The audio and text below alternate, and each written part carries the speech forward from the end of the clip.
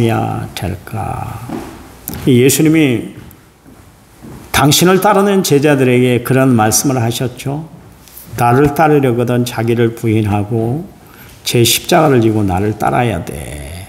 그 말씀을 하셨단 말이에요. 이 말씀은 우리가 예수 믿는 일이, 예수를 따르는 일이 제자가 된다는 것이 결코 쉽지 않다, 그런 이야기겠죠.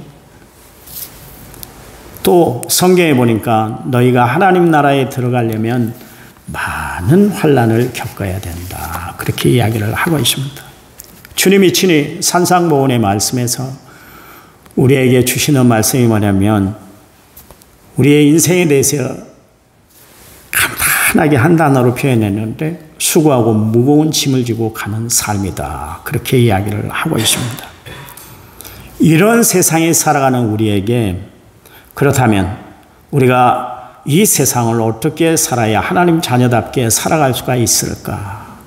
이처럼 어려운 인생, 굴곡이 심한 이 삶을 살아가는 우리가 정말 하나님을 신앙하면서 산다고 살아가는데, 사실 우리가 말씀대로 하나님의 뜻대로 하나님이 지시한 방향대로 살아간다는 것이 여간 쉽지 않은 일이잖아요. 이스라엘 백성들을 보면 알 수가 있잖아요. 이스라엘 백성이 친히 하나님이 당신의 주인이 되시고 메시아가 되시고 역사자가 되어 주셨는데 불구하고 그 광야 40년 동안 각종 기사와 이적을 다 체험했는데 불구하고 늘 하나님을 원망하고 불평하고 어려운 일이 있으면 하나님 없는 것처럼 그렇게 표현하고 살았던 이스라엘 백성들 모습을 봐도 우리가 하나님 말씀, 하나님의 자녀로 산다는 것이 쉽지 않다는 것을 우리가 알 수가 있지 않습니까?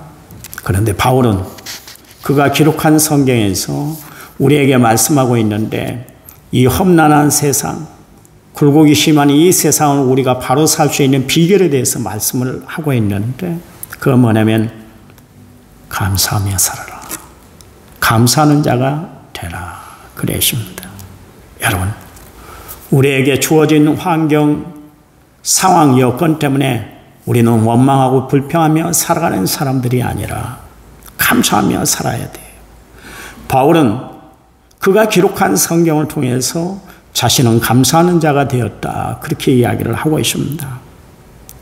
그래서 자신이 어떻게 하나님을 만났는가, 하나님을 만난 그 자체가 자기에게는 감사의 조건이다, 그렇게 이야기를 했어요. 우리는 별별 조건을 다 붙여야 그래야 감사가 겨우 튀어나오는 사람들인데, 바울은 자기 같은 사람이 비방자요, 박해자요, 폭행자, 죄인 중에 괴수인 자기, 정말 이 땅에 칠삭동이로 태어났던 자기, 말주변도 없고 정말 인물도 잘생기지 못하고 어느 것 하나 내세울 것이 없는 그런 사람을 자기를 택해 하나님의 자녀 삼아 주셨다는 그 자체가 감사했어요. 또한 하나님이 자기를 불러서 이방인의 사도로 복음 전거하는 증인으로 하나님이 자신을 들어서 사용하시고 쓰신다는 것이 너무나 감사했어요. 그래서 바울은 그 사명을 감당하기 위해서 죽을 둥 살 둥 모르고 자신의 생명을 다 바쳐 주를 위해서 일했던 것을 알 수가 있습니다. 그래서 바울이 그런 고백을 했죠. 빌립보서 2장 17절 말씀에 내가 나를 전제로 드릴지라도 나는 기뻐하고 너희 무리와 함께 기뻐할 것이야, 그런 이야기를 했습니다. 바울은 자신의 한 몸 바쳐 주를 위해서 아낌없이 드렸음에도 불구하고 나는 기뻐요, 그랬어요. 나는 기뻐요, 이 이야기는 나는 감사해요, 그런 이야기입니다. 그래서 바울은 주를 위해서 자신의 모든 것을 아낌없이 드렸던 것을 알 수가 있습니다. 사도행전 20장 24절 말씀에 보니까 나의 달려갈 길과 주 예수께 받은 사명 곧 하나님의 은혜의 복음을 증언하는 일을 마치려 하면은 나의 생명조차 조금도 귀한 것으로 여기지 않겠다, 그랬습니다. 여러분, 그래요. 하나님의 은혜, 하나님의 넓은 사랑, 하나님의 베풀어 주시는 그 축복을 아는 사람은 범사에 감사하며 살아가는 사람들인 줄 믿습니다. 교회 안에 이런 성도들을 보면 얼마나 대단하고 목회자인 내가 그들 앞에 얼마나 감사를 표현해야 될지 모를 정도로 그렇습니다. 자신들은 분명히 대접받아야 함에도 불구하고 또 섬김받아야 함에도 불구하고 대접하면서 즐거워하고 섬김을 베푸면서도 기뻐하는 사람들이 있어요. 왜 그럴까요? 하나님이 베풀어 주신 은혜가 너무나 크다는 것을 알기 때문에 그래요. 하나님의 크신 사랑을 몸소 체험했기 때문에 그래요. 주가 지금까지 베풀어 주신 축복이 너무나 귀하다는 것을 알기 때문에 섬김을 받아야 되는데도 불구하고 높임을 받아야 함에도 불구하고 대접받아야 함에도 불구하고 대접하고 베풀고 섬기며 살아가는 사람들이 있더라고요. 교회 안에는 두 부류의 신앙인이 있습니다. 매사에 원망하고 불평하며 살아가는 사람이 있고요. 범사에 감사하며 살아가는 성도가 있습니다.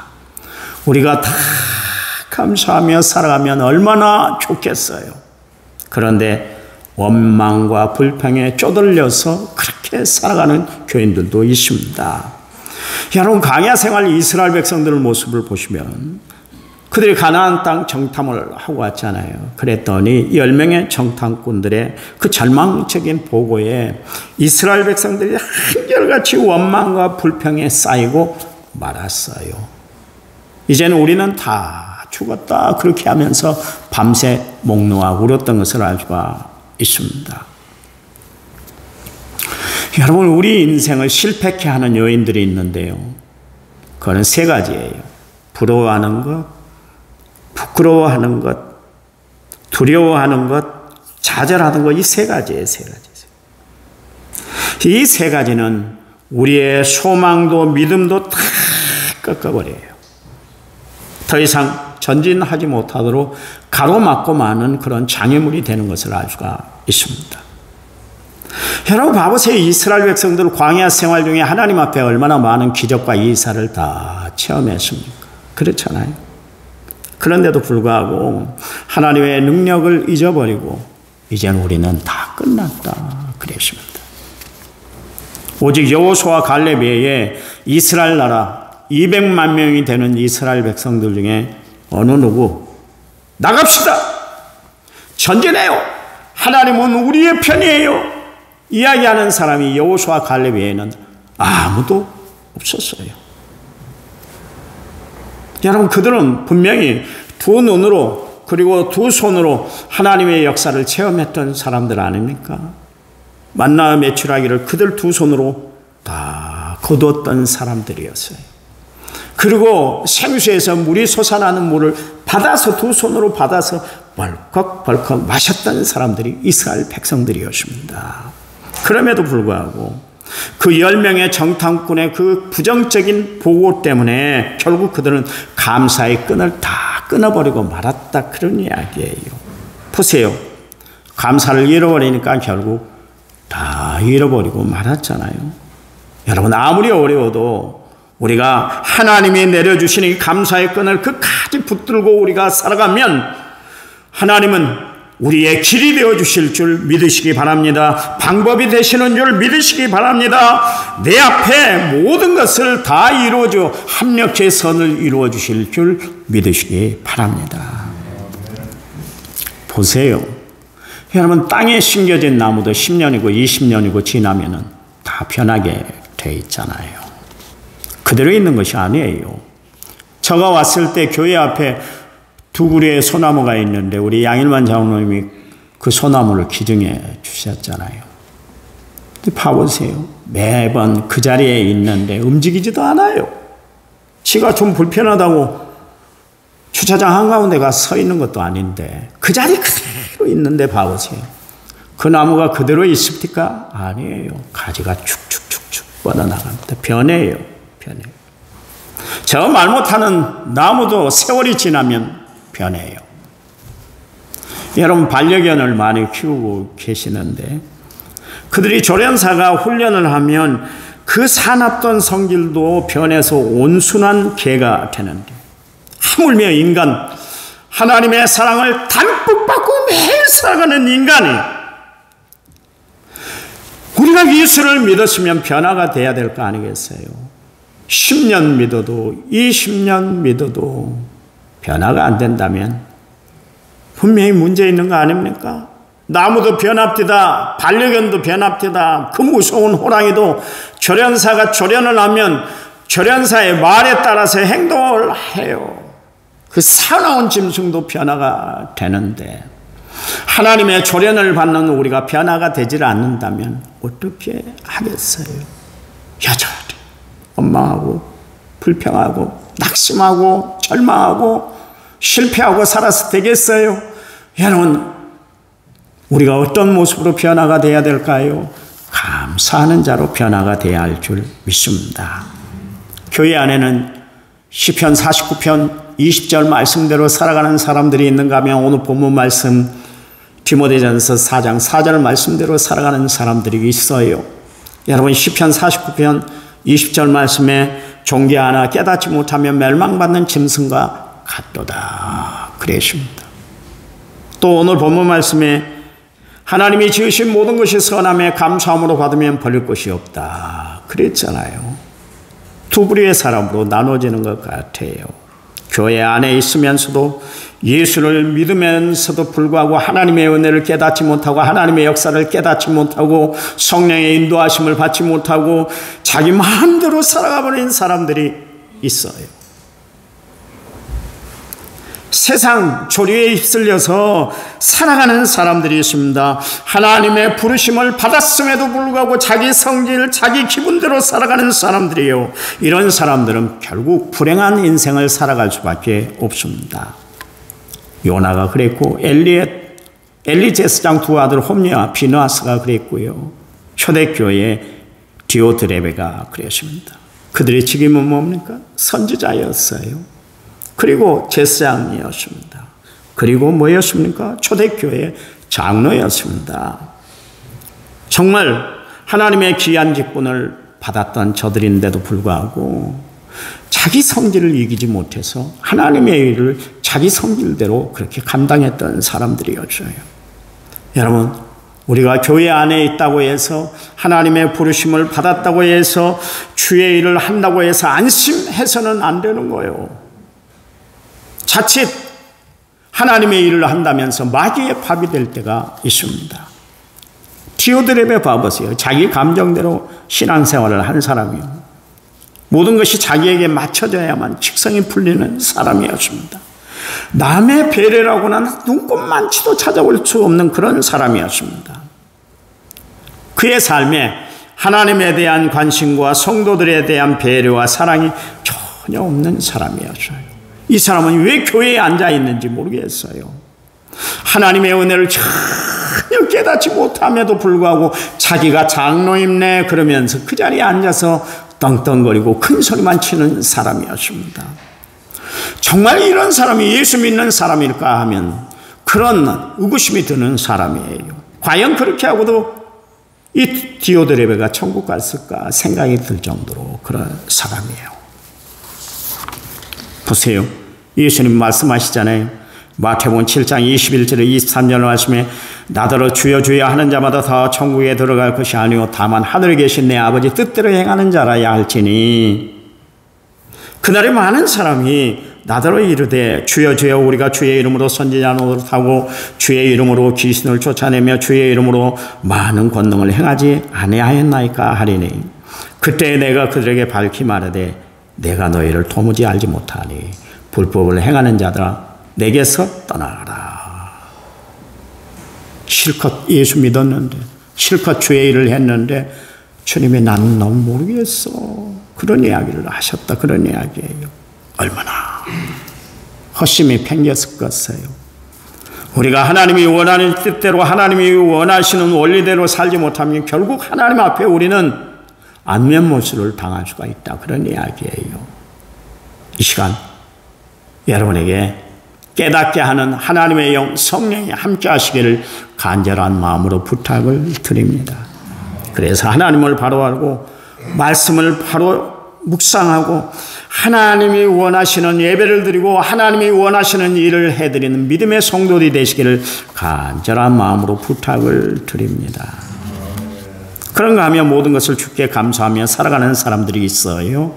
그런 사람을 우리는 믿음의 사람이다. 그렇게 이야기를 합니다. 이런 사람들이 크리스찬이에요. 작은 예수예요. 예수를 따르는 무리들인 거예요. 감사는 하나님 앞에 우리가 드릴 수 있는 최고의 제물이에요. 하나님이 가장 기뻐 받으시는 예물이 뭐냐면 감사의 예물이에요. 감사의 예물. 역할과 용도가 있습니다. 여러분, 감이라고 다 똑같은 감이 아닙니다. 제가 요즘에 감을 참 많이 샀는데요. 나이 많으신 성도들을 한 박스 주기 위해서 감을 사서 다 나눠드렸습니다. 단감이 있다고 해서 단감도 샀는데요. 여러분, 감은 단감의 용도와 홍시의 용도가 다르잖아요. 달라요. 단감은 단단할 때 먹어야, 그래야 단단할 때 깎아 먹어야 제맛을 느낄 수가 있어요. 물러버리면 제맛이 안 나요. 어떤 분은 그럽디다. 홍시는 안 먹고 단감이 무르면 먹는 분도 있더라고요. 어떤 집사님이 그렇게 먹는데요. 근데 여러분, 단감이 무너지면 그 맛 안 나요. 나는 맛을 모르겠더라고요. 근데 홍시감은 단단할 때 먹으면 떨떠름해서 이건 먹은 건지 망한 것인지 입이 그냥 텁텁해서 하루 종일 다른 거 먹기가 참 불편하잖아요. 이거야 성숙되어야 홍시는 제맛을 느낄 수가 있는 거예요. 감 하나도 다 용도가 있고 또한 역할이 있다면 하나님을 믿는, 하나님을 의지하고 살아가는 우리의 삶은 어떤 삶이 돼야 될까? 하나님 앞에 쓰임받는 삶이 되려면 우리는 어떤 삶을 살아야 될까? 감사하는 자가 되어야 할 줄 믿으시기 바랍니다. 감사하며 사세요. 감사는 모든 것을 소유하게 합니다. 그래서 오늘 본문 말씀에 버릴 것이 없다. 버릴 것이 없다는 것은 뭐예요? 모든 것을 다 얻게 된다. 모든 것을 다 취득하게 된다. 그런 이야기입니다. 여러분, 하나님께 모든 것을 다 얻고 살아가길 원하십니까? 그렇다면 오늘부터 여러분 삶의 스타일을 바꾸어서 감사하는 삶을 살아가는 감사하는 자가 되시기 바랍니다. 시편 100편 4절 말씀에 감사함으로 그 문에 들어가고 찬양함으로 그 공전에 들어간다 그랬잖아요. 천국은 어떤 사람들이 들어가요? 하나님의 은혜에 감사에 날마다 감사를 표현하고 살아가는 사람, 감사가 삶의 현장에서 나타난 사람, 그 사람들이 천국에 들어가는 것인 줄 믿으시기 바랍니다. 예수님은 베세다 광야에서 오병이의 기적을 베푸실 때 하늘을 우러러 축사하셨다. 축복하며 감사 기도를 드렸다. 그랬더니 그 5,000명이 먹고도 12광주리가 남는 기적의 역사가 베풀어졌지 않습니까? 여러분, 그냥 추수감사절만 감사하는 것이 아니라 여러분 인생이 그냥 감사하는 삶이 되시기 바랍니다. 그냥 감사해 보세요. 어떤 조건이 갖춰졌기 때문에 감사하는 것이 아니라 그냥 감사해 보세요. 그러면 심은 대로 거두게 하신 하나님이 감사가 풍성한 삶을 살도록 여러분의 삶을 인도해 주실 줄 믿으시기 바랍니다. 아직 감사하지 못한 분들은 한 주간 동안 내가 뭘 감사해야 될까? 한번 깊이 한번 생각을 하시기 바랍니다. 하나님, 감사합니다. 이렇게 호흡하며 하나님을 향해 반응하며 살아갈 수 있도록 하나님이 저희들의 삶을 인도해 주시니 감사합니다. 지금까지 함께 하신 분이 하나님인 줄 믿습니다. 앞으로도 우리의 삶에 함께 해 주실 분이 하나님인 줄 믿습니다. 그래서 우리는 날마다 하나님 앞에 감사합니다. 이 시간 기도합니다. 군대 객지 예고에 나가 있는 우리의 자녀들, 손주들 하나님이 늘 눈동자처럼 보호해 주시고 지켜 주시옵소서. 우리 연세 많으신 우리 노인 어르신들, 성도들을 하나님이 눈동자처럼 보호해 주시옵소서. 특별히 우리 이정순 권사님 건강을 붙잡아 주시고 우리 박균환 집사님 강건함으로 하나님의 손으로 날마다 책임져 주시옵소서. 예수님 이름으로 기도했습니다. 아멘. 아멘.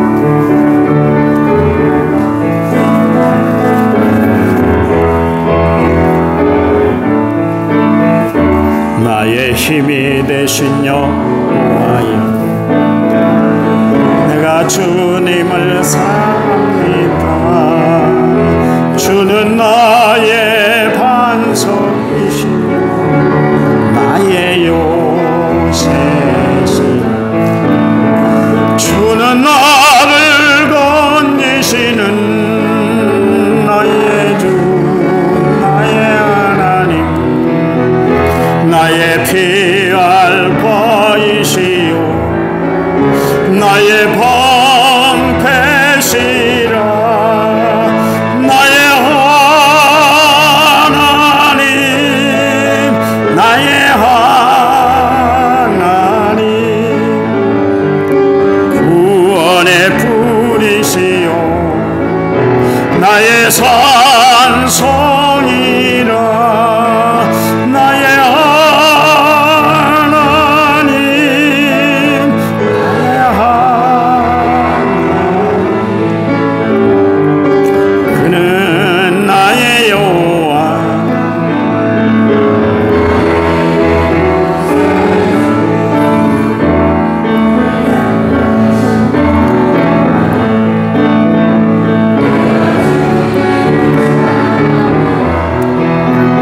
주는 나의 사랑이시며 나의 의지시라.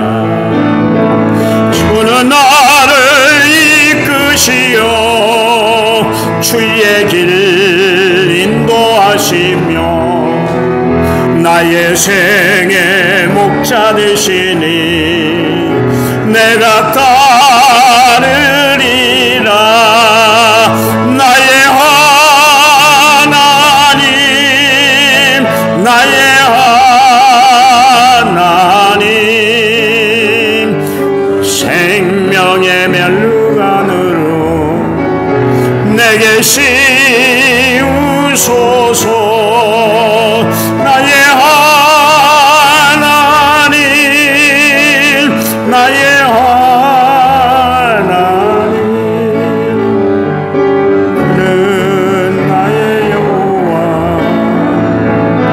나의 구세주 주여. 기도합니다. 그 예배 끝나고 이기현 장로님이 전체적으로 진두지휘 하시고요. 식당에는 우리 안경림 권사님이 전체 관리를 해주시면 되겠습니다. 기도합니다. 이제는 길이요 진리요 생명 되신 우리 주 예수 그리스도의 은혜와 하나님 아버지의 지극하신 사랑과 성령님 위로교통원의 충만한 역사가 오늘 말씀을 받고 돌아가는 모든 성도들을 위해 이제부터 영원토록 함께 하시기를 간절히 축원하옵나이다. 아멘.